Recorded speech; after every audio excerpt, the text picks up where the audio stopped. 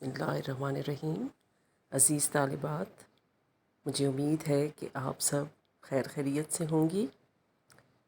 जैसा कि आप जानते हैं कि हमने अपनी दरसी किताब का हिस्सा गज़ल शुरू कर रखा है और इस सिलसिले में हमने मीर दर्द की गज़ल पढ़नी है और इसके हम 3 अशार पढ़ चुके हैं। आज हमने शेर नंबर 4 से आगाज़ करना है और अशार नंबर 4 ता 7 हम इसमें पढ़ेंगे और अशार की वजाहत करेंगे। तो इब्तिदा करते हैं। शेर नंबर 4। बावजूद ये कि परो बाल न थे आदम के, वहाँ पे पहुँचा कि फ़रिश्ते का भी मकदूर न था। पहले ज़रा मीनिंग्स देख लेते हैं। बावजूद ये कि, बावजूद ये कि, इसके बावजूद, इसके बावजूद, तो इकट्ठा करके लिखा है शायर ने। परो बाल, पर यानी परिंदे के पर जिनसे वो उड़ता है, पंख भी इसको कह सकते हैं, और बाल जो है वो उसके पर का जोड़ या परिंदे के पंख का जोड़, जिनकी ताकत से, जिनकी कुव्वत से परिंदा परवास करता है। तो परो बाल से हम क्या लेंगे? आसान अल्फाज में आप ये कह सकते हैं कि परिंदे के पर। और वहाँ दूसरे मिसरे में है वहाँ, तो वहाँ से मुराद है वहाँ। अब आपको ये अंदाज़ा होना चाहिए कि शोरा अक्सर औक़ात शेर का वज़न बराबर करने के लिए कुछ अल्फाज को जो है वो बढ़ा देते हैं और कुछ अल्फाज को मुख्तसरन लिखते हैं। तो यहाँ पे वहाँ की बजाय वहाँ लिख दिया है, तो मतलब वही है। जैसे उधर। मकदूर, मकदूर कहते हैं ताकत को, कुदरत को, हौसले को।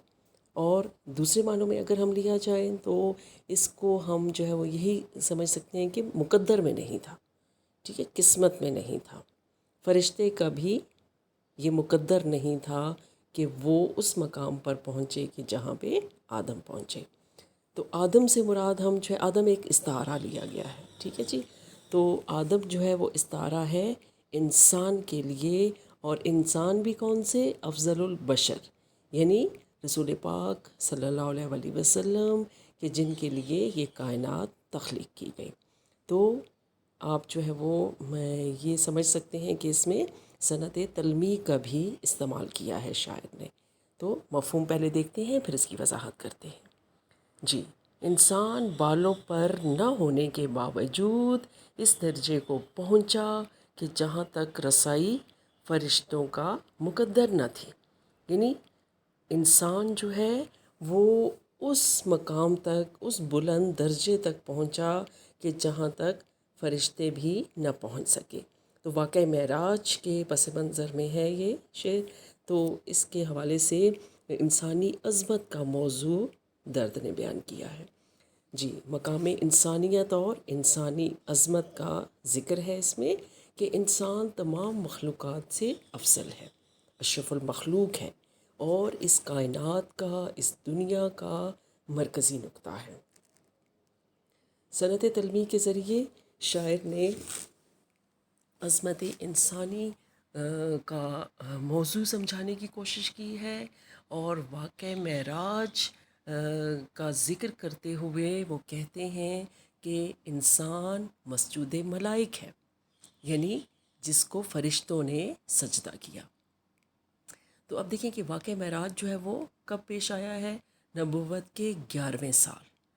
उस वक्त वो साल था कि जब यानी नबुव्वत का जो 10वां साल था उसमें आपके जो चचा हैं उन्होंने वफ़ात पाई और आपकी ज़ौजा मोहतरमा हज़रत खदीजा का भी इंतकाल हुआ। तो आप जो है वो बहुत ज़्यादा गमज़दा रहा करते थे। तो अल्लाह ताला ने अपने हबीब की एक तरह से उनके दिल के बहलावे के लिए, उनकी खुशी के लिए उनको आसमानों की तरफ बुलाया और अपनी मुलाकात से शर्फ़याब किया।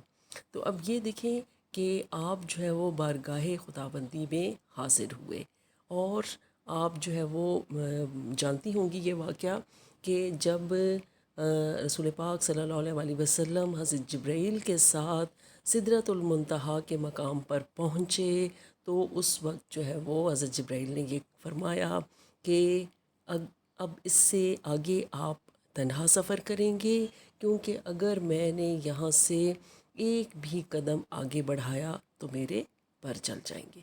تو اب اس مقام سے آگے، یعنی جو فرشتوں کے سردار ہیں، ٹھیک ہے، وہ بھی اس مقام سے آگے نہیں بڑھ سکے کہ جس سے آگے کی منزلیں رسول اکرم نے ایک بشر ہونے کے باوجود طے کی اور اپنے رب سے ملاقات کی۔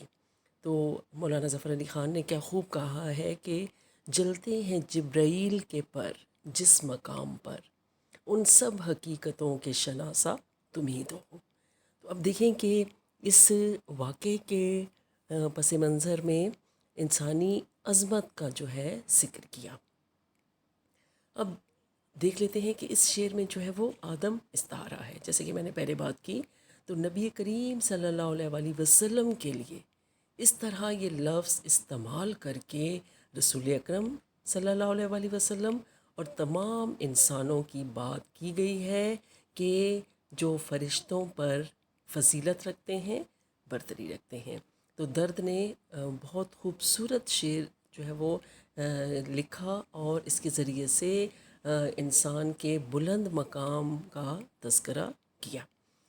اب اقبال جو ہے وہ اسی بات کو بڑی خوبصورتی سے بیان کرتے ہیں کہ جب اس انگارہ خاکی میں ہوتا ہے یقین پیدا، تو کر لیتا ہے یہ بالو پرے روح الامی پیدا۔ یعنی انسان جو ہے جب اسے یقین کامل ہوگا، جب اللہ تعالیٰ کی ذات پر اس کا اعتقاد ہوگا، اس کا ایمان مضبوط ہوگا، تو وہ فرشتوں سے بھی جو ہے وہ آگے بڑھ جائے گا اور وہ صحیح معنوں میں مسجود ملائک اور اللہ تعالیٰ کا نائب ثابت ہوگا۔ شعر نمبر 5 کی طرف چلتے ہیں۔ جی، شعر نمبر 5 ہے ہمارے پاس۔ پرورش غم کی تیرے یاں تئیں تو کی دیکھا، کوئی بھی داغ تھا سینے میں کہ ناسور نہ تھا۔ جی، پہلے ذرا دیکھ لیتے ہیں میننگز۔ یہاں سے مراد یہاں، جیسے آپ نے پچھلے شعر میں دیکھا وہاں، ٹھیک ہے، وہاں وہاں، تو یہاں سے مراد یہاں، یعنی یہاں تک، ٹھیک ہے، یہاں تئیں، یہاں تک۔ اور ناسور اس زخم کو کہتے ہیں کہ جو بہت پرانا ہو اور جو ناقابل علاج ہو چکا ہو، ٹھیک ہے، یعنی وہ زخم، وہ پھوڑا کہ جو ناقابل علاج بن چکا ہو۔ تو اب یہاں پہ ہم دیکھتے ہیں کہ درد نے کس چیز کو جو ہے وہ ناسور سے تعبیر کیا ہے۔ تو مفہوم پہلے دیکھتے ہیں۔ تیرے دیے ہوئے غموں کو پالتے ہوئے دل کا ہر زخم ناسور بن چکا ہے۔ جی، روایتی موضوع جو ہے وہ بیان کیا ہے اس شعر میں۔ کہتے ہیں کہ زندگی میں جو دکھ میں نے برداشت کیے، زندگی میں جو مشکلات جو ہے وہ میں نے سہیں، وہ اب ایک طرح سے میرے دل کے لیے اذیت کا سبب ہے، لیکن اس کے باوجود جو ہے وہ کہتے ہیں کہ مجھے ہر وہ شے عزیز ہے جو محبوب کی عطا کردہ ہے، ٹھیک ہے، یعنی محبوب کی طرف سے ملنے والے جتنے بھی غم ہیں، جتنی بھی پریشانیاں ہیں، وہ مجھے بہت عزیز ہے۔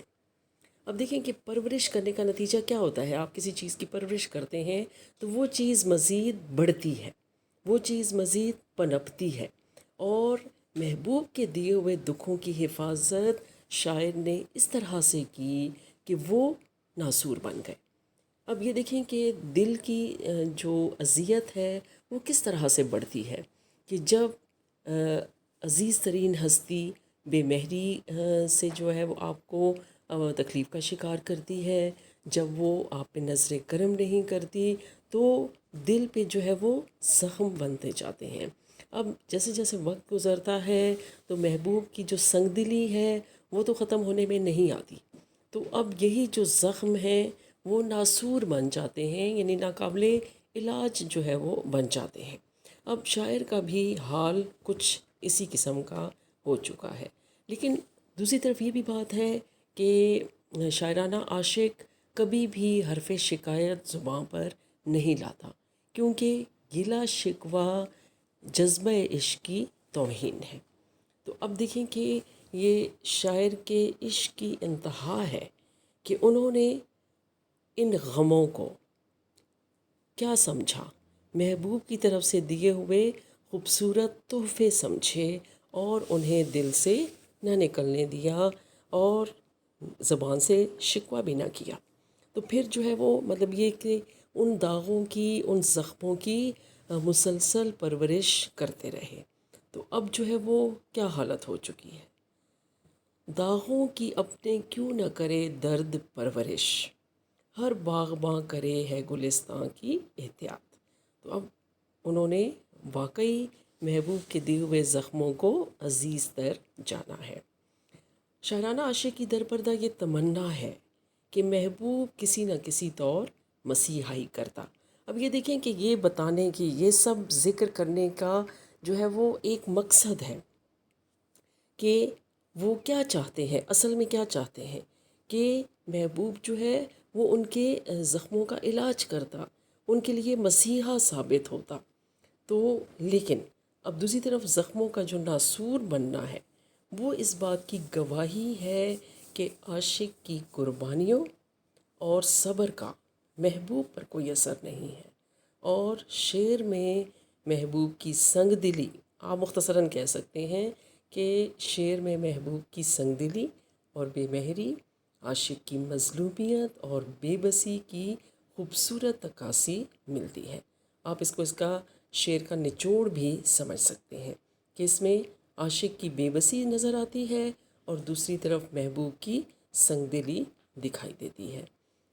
کسی شاعر نے جو ہے وہ اسی مضمون کو بڑی خوبصورتی سے بیان کیا ہے کہ ہر چارہ گر کو چارہ گری سے گریز تھا، ورنہ ہمیں جو دکھ تھے بہت لادوا نہ تھے. جی اب ہے شعر نمبر 6.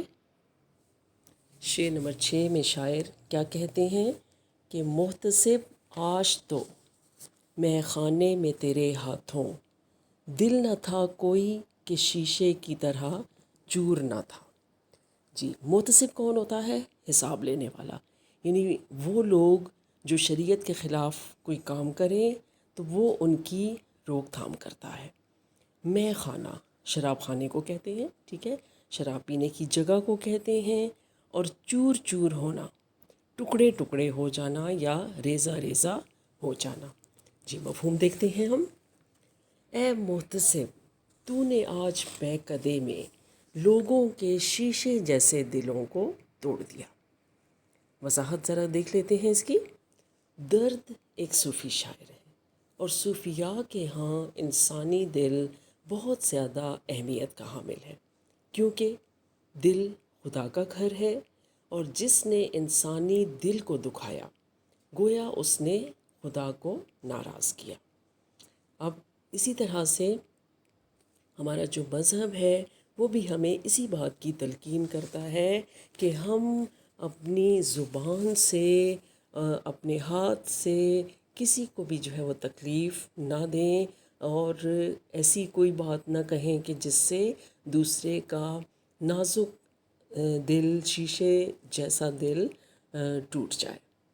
تو اب دیکھیں کہ شاعر نے اس شعر میں بھی تمثیلی انداز اپنایا ہے. کہتے ہیں کہ میکدے میں لوگ خوب لطف اندوز ہو رہے تھے، شراب پی رہے تھے اور اس طریقے سے جو ہے وہ اپنی غم کو غلط کر رہے تھے کہ محتسب نے آ کر ایسا ناروا سلوک کیا کہ سب کے دل دکھ سے چکنا چور ہو گئے. اب محتسب نے تو اپنا فرض جو ہے وہ انجام دیا، لیکن اپنے اختیارات کے بیجا استعمال سے اس نے دل توڑنے کا جو جرم کیا وہ ناقابل معافی ہے. یعنی درد یہ کہتے ہیں یا ان کا یہ نقطہ نظر ہے کہ محتسب کو اپنا کام تو کرنا تھا، لیکن اگر وہ اسی کام کو تھوڑی خوش دلی سے انجام دے دیتا تو شاید کچھ بھرم رہ جاتا، لیکن محتسب نے ان کے ساتھ جو سلوک کیا ان کے دل جو ہیں وہ ٹوٹ گئے۔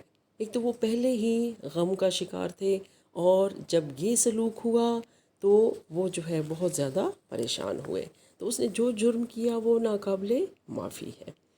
تو دل توڑنا جو ہے اس کو صوفیاء کے نزدیک جو ہے وہ ایک ناقابل معافی گناہ یا جرم تصور کیا جاتا ہے۔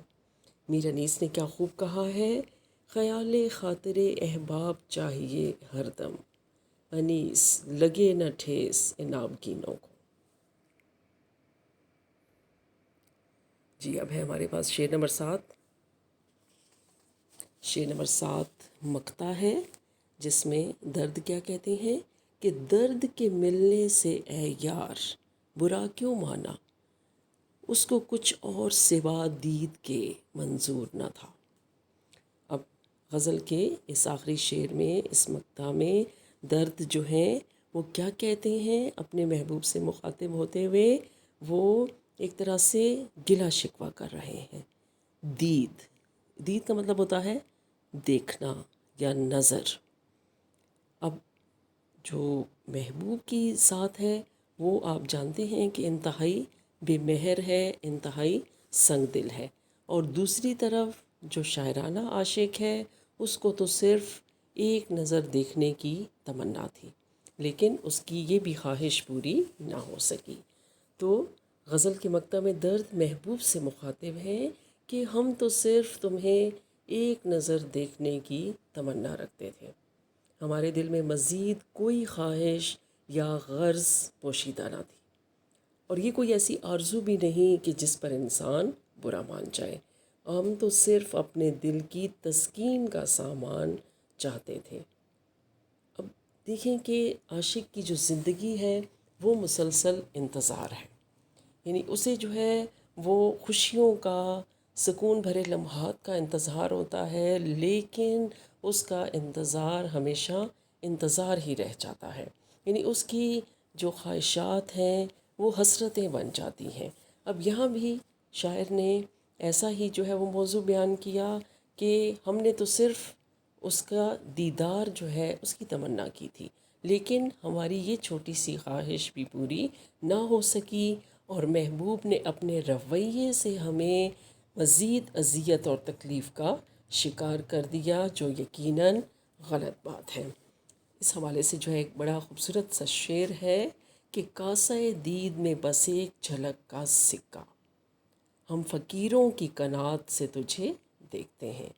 وہی روایتی موضوع ہے ہماری اردو شاعری کا کہ جس میں شاعرانہ عاشق بے بسی کا، مظلومیت کا پیکر ہے، اور دوسری طرف جو محبوب ہے وہ اسے کوئی جو ہے حیثیت دینے کے لیے تیار نہیں ہے، اور نہ ہی اس پہ نظر کرم کرنے کے لیے راضی ہے۔